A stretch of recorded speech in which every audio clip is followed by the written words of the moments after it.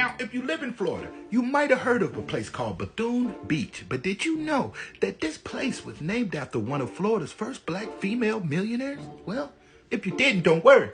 I did some digging. Let's get into it. Now, look, before we get too deep into this, okay, I gotta introduce you to Mary McLeod Bethune, all right? She was born in Maysville, South Carolina, and ever since a kid, okay, she was destined to learn. Now, this is the home that Mary grew up in. Her mother was enslaved by a family, the Wilsons, and when she would go to work, she would take Mary with her. And that's where all the, noticing how things worked started with Mary.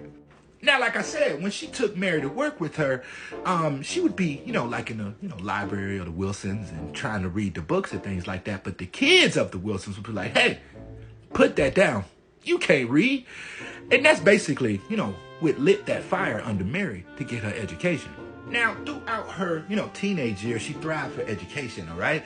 And she got into writing. Matter of fact, there was a voluntary women's charter that she actually wrote for about 20 years. But in the midst of that, she ended up getting to, politics, but for a good reason. Now, after she advised, FDR with the presidency, he kept her on. And in 1932, he made her the national advisor of the Black Council, which... thing about that is, anything that was going on with black people, okay, this nationally, anything going on with black people, he would, come to her first to see what she thought about it. Yeah, this is Albert, all right? This is her son. They didn't have any, child pictures of Albert. But anyway, after she had Albert, she ended up moving down to Palatka, working for a school down here. And this is where things started, really started spinning for Mary. Now, when she was working out there in Palatka, she kind of got the idea like, look, you know what? I want to kind of start my own school, okay? I could do this myself, but I don't want this to be like a public school. I want this to be some kind of specialty school.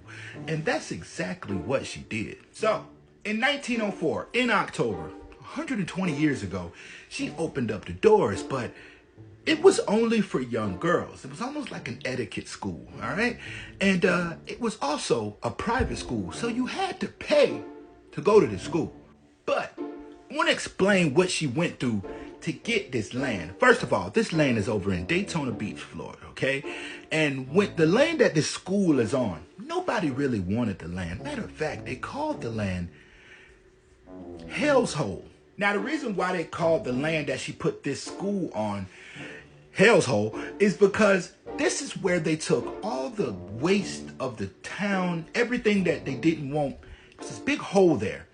And they would throw everything inside of the hole and light it on fire. Now, when she heard that this land was up for sale, nobody really wanted this land because of what was there before it.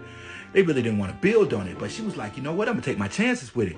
And they charged her $250 to buy the land to put the school on. Now, even though she owned the land, the building that the school was actually in, she had to pay $11 a month to be in here. And seeing that this is a private school, she charged each kid 50 cents a week to go to the school. So basically, you had to pay $2 a month for tuition at her school. Now, I have to mention this because I'm going to be real with you. I had to do some digging to get this. They didn't really say too much about this, but this school actually didn't get to Daytona to 1907. She opened it in 1904, but she didn't actually get to the Daytona location until 1907. I just wanted to put that in there. Now, around this time, okay, 1950s, a lot of black people couldn't swim on the public beaches, and Mary realized that, all right? So there was a foundation called the Bethune Beach Organization, and they ended up purchasing 180 plus miles of the beach right there in Volusia County. Now, even though the purpose of this beach was for black people to come and enjoy the beach, all right? That's thing one. But it had another purpose, all right? They wanted black people to buy, lots so they could put their homes, beachfronts, resorts, restaurants, clubs, lounges, things like that, so they could have their own area. But that didn't pan out. Thing about it is, black people was broke at this time, all right? Like I said, there was a lot of segregating going on. It was only a few black people with a lot of money at this time. So a few of the lots got purchased, all right? But it wasn't enough to actually, thrive the area. So what started happening was a lot of black people would buy the land and then turn around and sell it to white people. And that's not what they wanted. But over time, during the 50s and the 60s and the 70s, this area changed a lot. Now, if we fast forward a little bit to 2007, New Smyrna Beach, all right, came to Bethune Beach and was like, let's do some kind of like annexation type deal. And Bethune Beach was like, nah, we straight. Because you know what that is New Smyrna kind of wanted just to incorporate Bethune Beach into their beach. Just to make it one whole. Basically take the land of Bethune Beach so they can call it New Smyrna Beach. But they ain't with it. But in 2017, Volusia County actually recognizes this beach as an historic area. So you no longer can, they ain't messing with this place no more. These are the family members of Mary McLeod Bethune. And they fought for this for years because for years, New Smyrna were actually trying to take this beach and just make it theirs. So this is a big deal. Now, for everybody like how she became a millionaire, all right? We're getting ready to go over her accolades real quick, all right? Because it's a lot. Pay attention. Thing one, the charter school that she started for the girls ended up becoming Bethune-Cookman College / now University. That's thing one. Thing two, she was an investor, okay? She invested in a lot of properties, resorts, not only just Bethune Beach, but she has a lot of properties throughout the state of Florida at this time. So that's the second place she made money. Okay, she started the Central Life Insurance Company, all right, down in Tampa. This is what made her majority of her money. I'll be real with you, okay? If you had an insurance company back in this time, you was getting. Now, we all know that Bethune-Cookman University is still thriving to this day, okay?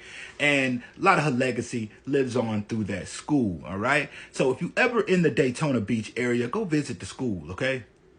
I'm close by. I go there a lot.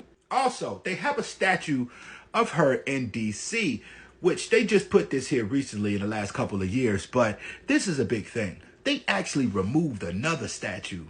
I did a video on that, and they replaced it with her. That's huge. Now, Mary ended up passing away in her home out in Daytona from heart trouble, but her life was nothing short of amazing. She lived her life to the fullest. She did everything she possibly could for black people, and she used her money in the right way, all right? Which is, people don't do that a lot, all right? And just to think that all of this started with $1.50. The more you know. Peace.